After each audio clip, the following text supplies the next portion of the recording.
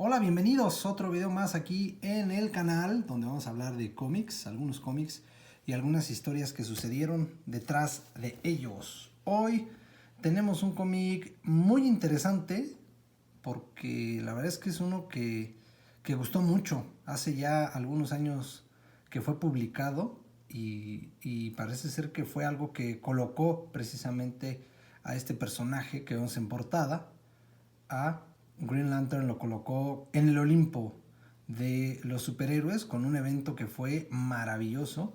Y me refiero a Blackest Night en este formato Absolute, que ahorita hablaremos de él. Y que en su momento fue escrita por el gran Jeff Jones, que venía ya de hacer un gran trabajo con el personaje. Y nos arrojó esta preciosidad.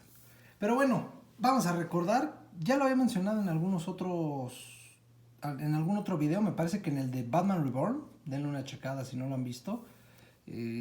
Ahí hablé un poquito de esto, pero pues ahora que quería hablar de este primer tomo Absolute de DC Comics en México, pues bueno, quería platicar de este tema. Este es una publicación de Editorial Televisa, ahorita ahondaremos más en esto, pero bueno, como les había mostrado en veces anteriores, este es un pequeño, pues ni tomo de Editorial Vid, es un reempastado que prácticamente son tomos de cómic a los que le metieron una cubierta ahí muy, inclusive se ve muy feo, miren, no sé si se puede enfocar, ahí están las ediciones.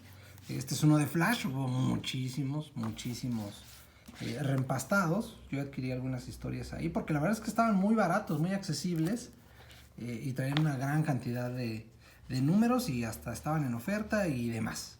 Bueno, el objetivo no son los reempastados. El objetivo es que, bueno, precisamente Editorial Vid ya estaba quebrando prácticamente.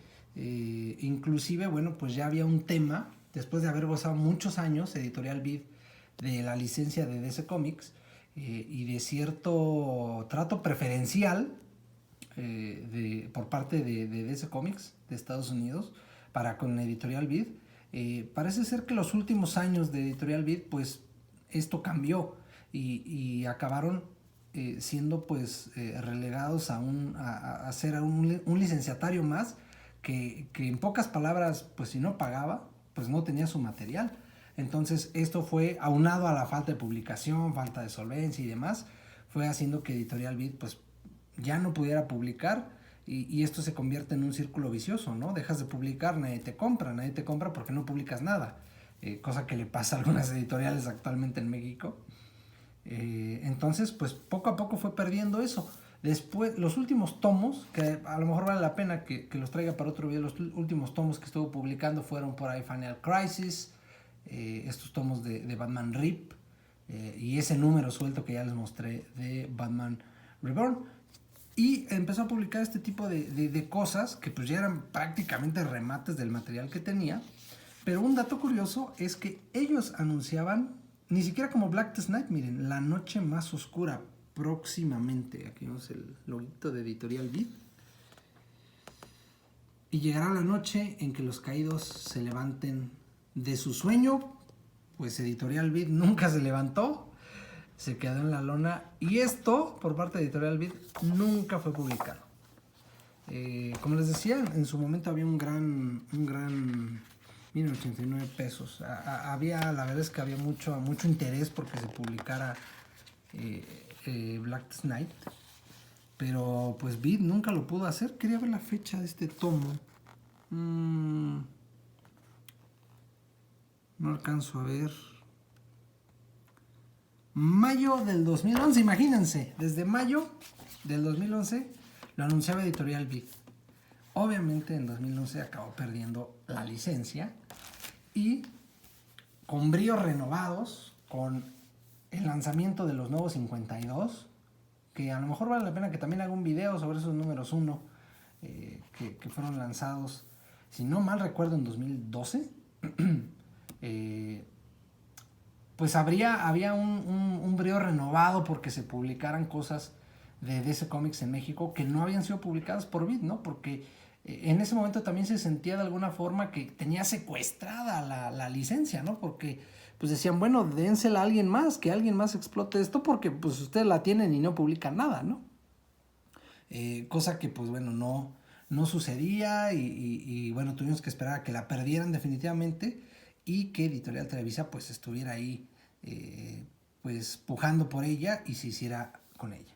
Entonces vinieron los números mensuales de los nuevos 52, se anunciaron otros formatos, así como venía trabajando en Marvel, ya les mostré alguno del Omnibus, ya les mostré el del Monster Edition, pues tenía sus similitudes DC Comics México, aunque no quisieron llamarlos de forma, pues de una forma similar, sino que a lo que equivaldría a un Omnibus, si ustedes lo ven aquí, es un tomo bastante gruesecito.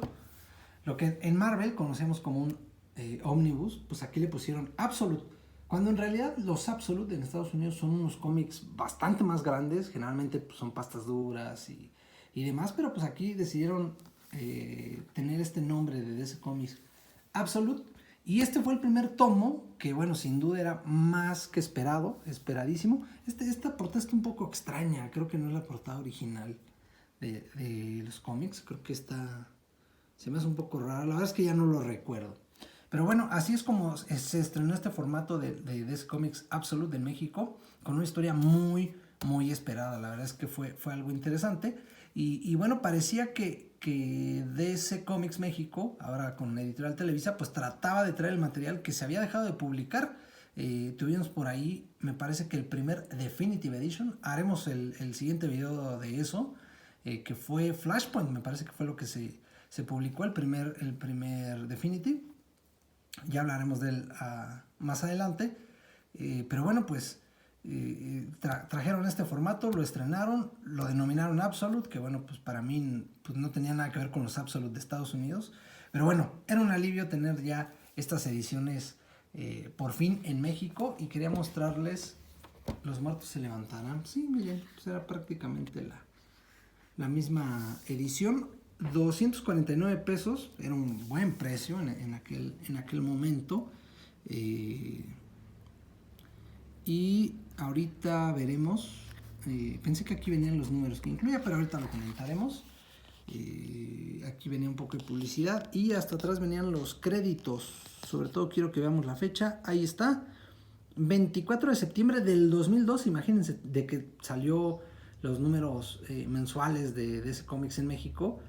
Pues ya había pasado unos cuantos meses y Editorial Televisa nos trajo este ómnibus por fin. Y bueno, la historia, pues creo que no habrá mucho que andar en ella, es una historia que se planteó en un año, me parece que es del 2009, si no me falla la memoria. Imagínense cuánto tiempo transcurrieron años para que la pudiéramos leer en México.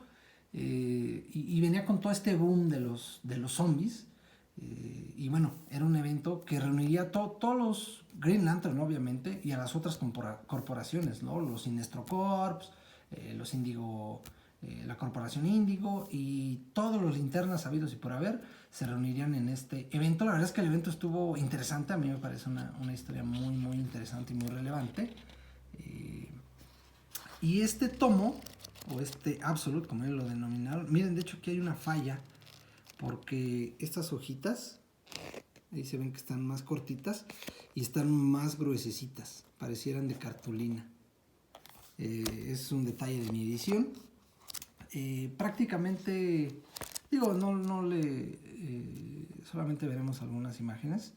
Se publicó prácticamente todos los números de Blackest Night y después, en una extraña situación, publicaron también todos los números de Green Lantern, que bueno, pues eran prácticamente todos los tie-ins que interesaban, ¿no? Aunque hubo otros tie-ins interesantes. Recuerdo el de Batman, que en ese momento el Batman era Dick Grayson, que tuvo un tie-in interesante, pero bueno, básicamente lo que importaba era la serie principal de Blackest Night y después los números de Green Lantern. Pero curiosamente se publicó como que la primera mitad es toda la serie de Blackest Night y la segunda mitad es pues todos estos números de Green Lantern, que pues se siente un poco inorgánica, porque obviamente lees la serie principal y después pues vas avanzando y ves como cosas que ya sucedieron, ¿no? Me parece que después, hace poco lo publicaron en un Essential, me parece que es